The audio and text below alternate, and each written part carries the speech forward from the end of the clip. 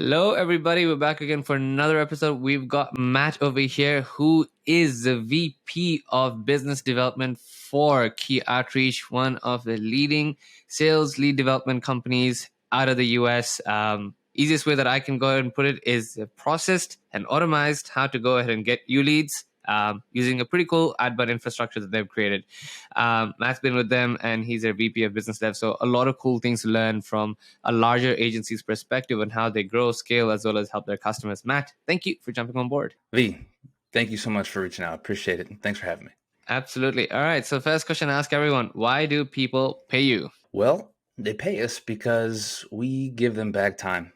And honestly, at the end of the day, time is probably one of the most precious resources that we have. Outbound is so difficult. It's so, complicated, and it gets more and more complicated, right? Every day. So you have teams that don't know what they're doing, for one, which causes them delays, which is more time, right? Or you have small founders, owners, CEOs. Sometimes they wear all those hats, and they're the ones in charge of the sales process. So that tends to be a pretty daunting task to have to handle outbound and lead gen, setting meetings and writing content. So we give back their time. Awesome. Is that part of the pitch as soon as you jump on a demo call? Is that what it is? Am I revealing the secret sauce there? It's like, where are you leaking at, my friend? Where can we help? Where can we help patch the holes? Nice. That's awesome. Well, okay, Matt, let's just jump straight into it. We're in 2023, ChatGPT is out, GPT-4 is coming out next week. Are you all using OpenAI or anything AI specific to enhance your outbound campaigns? If so, how? Yeah, that's a great question, V. And our team is using it as a tool, right? And we're looking at it as a tool. I think it's funny to see some of the industry talk about scrapping all your content writers for ChatGPT, right? But no, I think the more information you feed it, the better feedback you're getting, and it's kind of learning your style and your preference on writing. So, all be all, right now it's just a tool, but we do use Lavender as well. Which we do know that Lavender does have, their own AI, essentially a form of ChatGPT, some form of white label ChatGPT. But between those two, Lavender, we leverage quite a bit. And then we're just kind of getting our feet wet with ChatGPT. Fair enough. And with Lavender, is it more you're sort of creating the tonality and trying to get that score up? Is that the goal with Lavender? It's just so unique, right? You have this tool where it'll take you to almost every social profile if it's available, if it's attached to the email, which is really cool. To build rapport, to get to know your lead prior to ever hopping on a call with them, want to personalize, and then just the mobile optimization is really cool, right?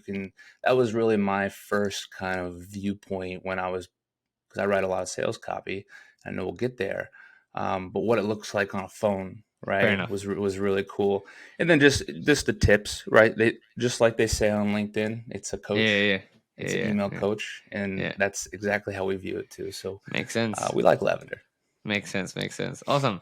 So that rolls nicely into my next question. What are your top 3 cold emailing tools in your stack right now? So you said 3. I may have more than 3, but Lavender's definitely in there, right? Lavender's definitely in there. When I got on with the company, we were using an automation platform called interseller.io, and that's what we send the emails on. So I think I would be remiss if I didn't at least mention them, although we have our gripes about them all. But we also use Scrab.io, which is a great tool for scraping leads from the internet, LinkedIn Sales Navigator, and then we use Dbounce. So we know that you get a lot of leads. You simply can't just take the word of the vendor or the third party or LinkedIn Sales Nav, right? You have to make sure you're validating your leads. So Dbounce is a critical in protecting our domain reputation. Fair enough. Let's jump into that. When you speak about domain reputation, let's actually go straight into it. What's your current configuration as a company with 30, maybe even 40 salespeople or infrastructure at that scale?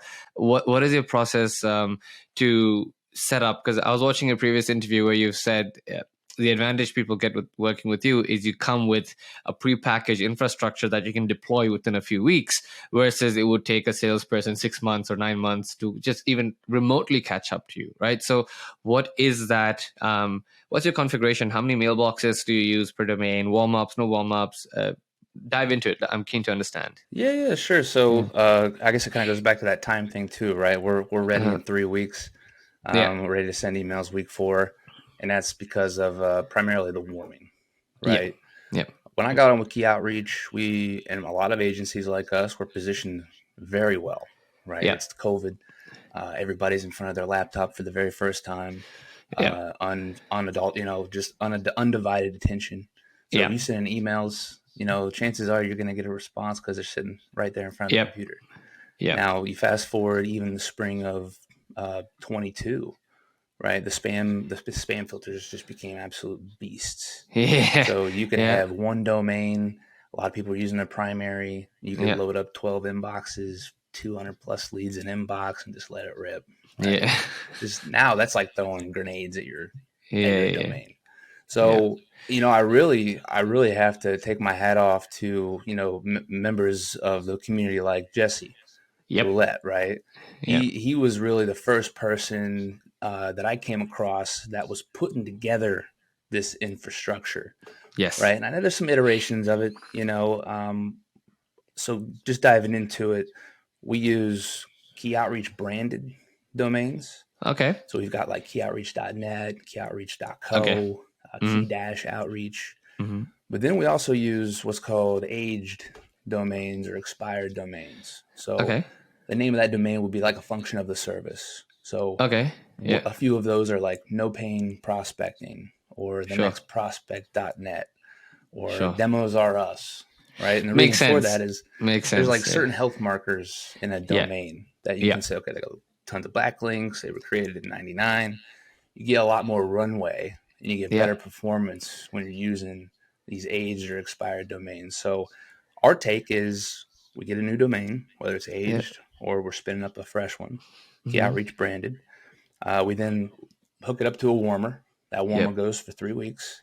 And then after 3 weeks, it's pretty ready, right? It's pretty ready to go. But even then, we'll still ramp it up a little bit. Fair enough. We'll attach. We're not gone over 4 inboxes per domain. Okay. But and what would be the reason? What would be the reason for not doing that? For not doing more than 4? Yeah. Just volume control. Okay. We know that high activity on inboxes, on domains can drive you into spam and really sacrifice your performance and deliverability. There's not much of a diagnostic you can do unless you're just keeping open tracking on, or you're monitoring your mail reach or your warm box. Makes sense. Or a great product like Smart Lead, right? It's very humanized, very random.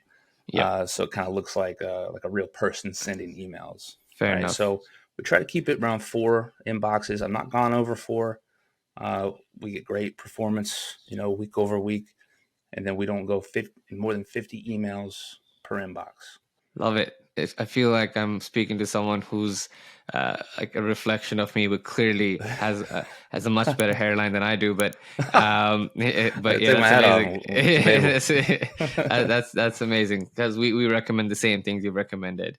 You did touch on an interesting point. I have another question, but I want to speak on this. So with your open tracking, how do you approach it? Do you care about it? Do you not care about it? If you care about it, how do you handle it so that it doesn't affect deliverability? I'd love to learn a lot more about how you do your thing. Yeah, so used to open tracking was awesome, right? Like if you didn't get a response, you could retarget those people, especially if they opened your email X amount of time. Like if they have like 6 times, you're like, I'm not sure if this is the algorithm messing with me or this is real, or they're toggling across their screen. But we used to be able to take those leads and we would run clean. We would call it clean data, right? Because it went through the system, spit out that they were deliverable, and so we could retarget. It worked like magic. It doesn't work as well anymore. I don't know exactly why, but we've kind of gone away from that strategy. It might have something to do with this particular inbox being hit up too frequently to some extent. I don't necessarily understand it. But with open tracking, we know the iOS update was kind of detrimental to open rates, right? They're inflated. The algorithm on the phone is opening the message without the user actually opening the message, and then it gives us the feedback that we think it was open. So we don't use it like we used to, but as recommended by the people that I trust, it's great to put on every now and then just as a diagnostic, just to make sure that you are at least landing in the primary inbox, right? Because the phone's going to open it. Chances are you're probably in the primary. And that's really just the use case nowadays. When we do turn open tracking on, we'll use that data. We will use the data. Like I said, it doesn't perform as well as it used to, but it's still useful. Yeah, same sentiment. Apple's mail protection policy, as you call it, pretty much has put it sort of makes it almost near to redundant, but at the same time, you still need it just as a metric of success to be like, okay, is it actually working or not? So that right. is absolutely fair. Now, on that note, where you said, okay, you would use the open tracking at some point as intent to understand how interested or not interested someone was. Let's sort of go into the intent pieces. Do you, with how many follow-ups do you send out when you send out follow-ups? You would have seen an incredible amount of data. Yeah, sure. As us as a sales company, we see that as well. But we have people who are good, we have people who are okay, and we have people who are great. So it's spread. But in your case, you're all great people, right? So what's your expertise approach in terms of number of follow-ups, and what do you actually send in these follow-ups? So I'm gonna cut this in a few different ways. Yeah, let's go for it. Our sequence is always 4 steps to start with. So and we can get into what that copy looks like. Yeah. So no matter what, they're gonna get 4 steps. Now, after the 4 steps is over with, we'll let that list cool off for around 60 days, and then we'll send that same list through another 4-step email sequence. A little bit different messaging, right? We've reached out before, but with the follow-up process, sometimes you just really got to get creative. Okay. So one of my last deals that I closed in 2022, it took 70 emails. It took 5 phone calls. And it happened over 8 months. Right. And so it was a long outreach cycle. It took a lot of effort. It took a lot of getting in front of them, but you got to stay top of mind, top of inbox. Yep, now, fair enough. What you're saying is also so important too, because a lot of people get caught up in we're going to probably cross this, but a lot of people get caught up in this. Hope you're doing well. Hope you had a great weekend, right? Or hey, just following up, or just circling up, or touching base, or yada yada. It's like that's just you're living in all. Sam Sales off LinkedIn. She's got a great hashtag, the sea of the same, right? Sea of same. Yeah. So you're kind of living in this sea of same. Hi, first name. Hope you're doing blah, blah, blah, circle it up. So what I've been doing, and I employ my team to do is send personalized videos, and we send memes, and we send GIFs. Yeah. Right. So, and we get a lot of great responses from it, because at the end of the day, what works best is what's going to get your prospect to respond. Makes sense. It's going to increase your sender reputation. It's going to increase the better activity for the domain, but more importantly, it shows that you care about the follow up, and they're not just a number in your CRM. Yep. Fair enough. That makes perfect sense. If we were to jump into copywriting as a premise itself, what I don't want to jump into, here's what you need to do to close a $10,000 deal, or $100,000, but I'm sure there's definite no-nos where you've seen if I've done this, it has bombed. So what are some things that you could share on absolute no-no for copywriting? I would say when it comes to the absolute no-nos, it would be long and lengthy emails. Would be the start. I would say always using the hi first name is too redundant. So doing like a pattern interrupt. So maybe asking them a question ending with their first name. So I would say like that's a do, not so much like I know, but the no would just be like stop being like a part of the sea of same. Apart from that, hard CTAs are in my opinion a big no. So asking for time, right? Yes. Asking if you can send over this, asking if you can send over that. Like, it's a case-by-case basis, in my opinion, but when you're at, what goes back to this most precious resource we started with, right, is time. You're asking somebody at the end of the email about having their time. And then I think really the overarching no is just talking about yourself. If you go into copy and all you want to do is talk about how you do it, and this is where we've done it, and this is who we do it for. Oh, hey, by the way, do you have 5 minutes tomorrow? It's like, you didn't talk Yeah. about me. Anything about me. You didn't identify a challenge I might be going through. So just not being relevant.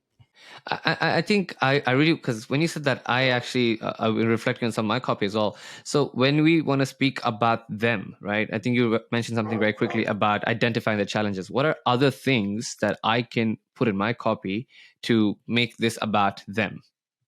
Sure, we have personalization. We know that. Everyone knows that. That's there. What are other things I can sort of be like, oh, this is for me. You've written this copy just for me. Yeah, I think when it comes down to it, if you don't have the ability to do mass personalization, or you don't have the tools to do mass personalization, I mean, they are out there. They're not perfect. Now, we do dedicate some campaigns to just strictly the personalization, and that's where we're going to LinkedIn and we're trying to loop in a connection to a hobby versus the challenge. You can get really creative with that. But a lot of the time, with what we do is it's hyper relevance, right? If you talk to enough people, if you talk to enough of your buyers, you're going to understand where their challenges are or the bottlenecks they deal with all the time. ICP, as you spoke about it recently, right? Exactly. Yep. Exactly. Yep. So you have enough conversations, you peel back enough case studies, you're going to know where their challenges are. And if you can highlight that, look, I've noticed, right, that you rely on referrals and word of mouth for growth, right? So we see that agencies like you rely on referrals and word of mouth for growth, right? Our approach helps you break away from those traditional methods of doing outreach methods of bringing in new opportunities. This is who we do it for. This is what we've been able to achieve. Something worth exploring. Makes sense. Hit it straight in their heart, right? Like, because you know the pain point they're going through, you know the trouble they're going through, and you're just like, yep, I know you're doing this. I've got a better way. And they're like, obviously, great. I've been searching for you. So love it. Yes. So, and one example, I had my team, I got 2 BDRs. They set the meetings for me. We do a lot of response management training together.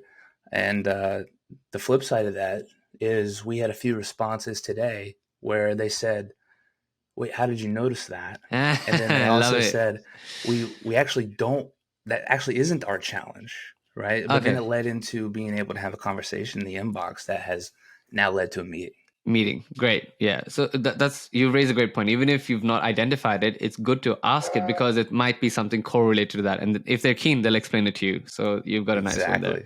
Love it.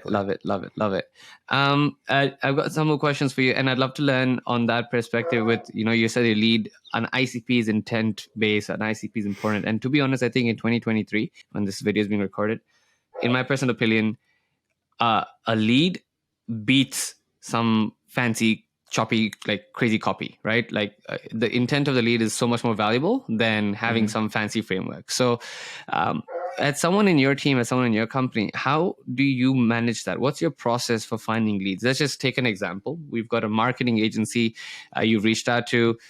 They're good at doing performance marketing, but they're really bad at outbound. So what's your approach from start, saying, all right, we've identified you as a customer. How would you go ahead and find leads for them? What's your process? Where do you get leads? What's your ideologies over here? Yeah, no, that's a great question. So it all happens in onboarding. We have actually it happens just before onboarding. We have a 3-week onboarding process, typically for the domain warming.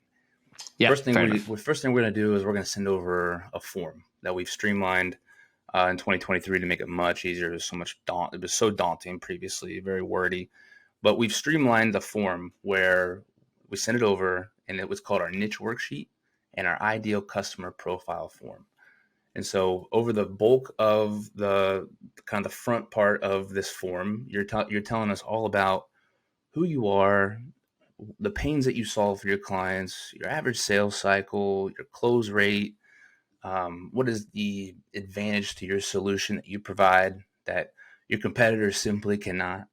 We move on. So this really kind of helps us paint like this profile, right? And it also helps our copywriter build the campaigns, right? Wrapping around that sales copy.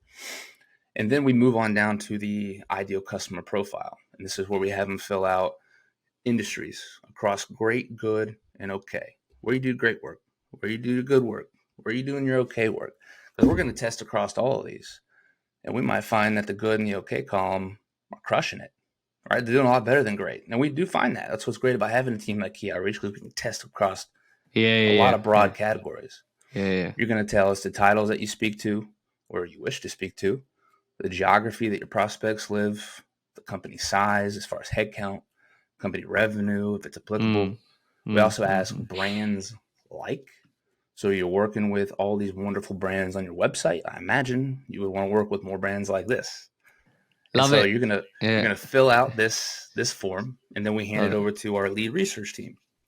Okay. What they're going to do is they're going to plug it into the filters we pay for and have access to a number of the providers. But we really lean into LinkedIn Sales Navigator. Sure. Occasionally, we'll lean into something like an Apollo. Sure. But what they do is they're going to plug in all the filters, and they're going to scrape that data. We're going to get that data on something like a scrap.io. We're going to pull validated, catch-all, and unknown. We're going to pull it to a spreadsheet. These scrapers are not perfect. So what we have to do is we then have to match it to the ICP. So we'll go through every one of the columns, company size, all these.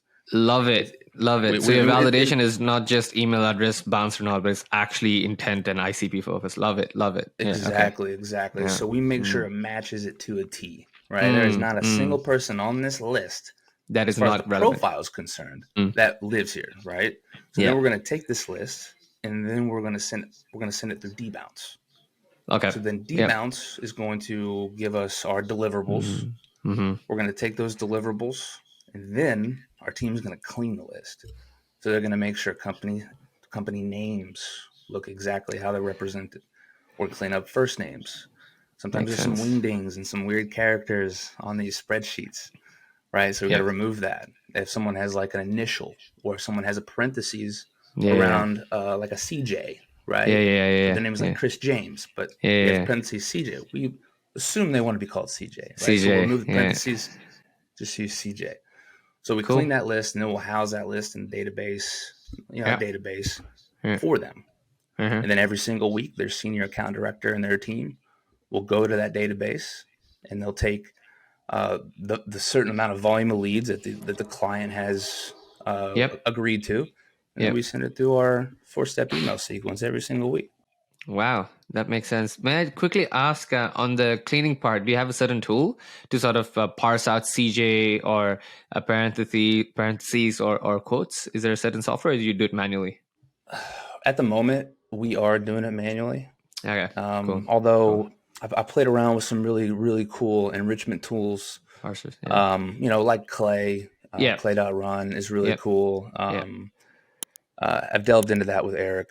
We've been on a call before, and brilliant guy. Yes. Really, really cool tool. But at the moment, to in short, we're doing it manually. Fair enough. Makes sense. But shout out to Clay. I do think we actually use them as well for that cleaning part, which is why I was curious to see if there's another tool.